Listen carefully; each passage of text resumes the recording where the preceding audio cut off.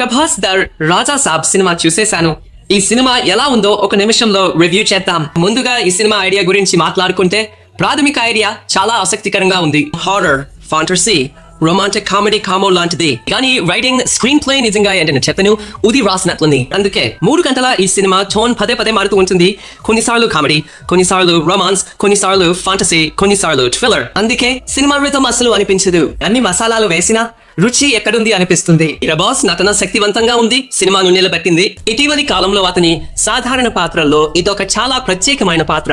Supporting cost గురించి చెప్పాలంటే సంజయ్, జరీనా, వహాబ్, ఇతర కమెడియన్ల సన్నివేశాలు కూడా సినిమాకు మద్దతు ఇస్తాయి. ముఖ్యంగా జరీనా వహాబ్ యొక్క భావోద్వేగ సన్నివేశాలు కానీ పాత్ర యొక్క లోతు లోపించినట్లు అనిపిస్తుంది. ఈ సినిమాలో ఉండాల్సినవన్నీ ఉన్నాయి.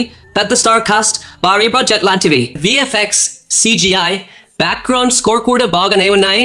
కానీ సినిమా ఆత్మంటే రైటింగ్ మాత్రం లేదు. ఇప్పుడు డైరెక్టర్ చెప్పినట్లు నేను డైరెక్టర్, రైటర్ ఇంటికి వెళ్ళను. నాతో ఎవరైనా వెళ్ళాలనుకుంటే చెప్పండి. టికెట్ డబ్బులు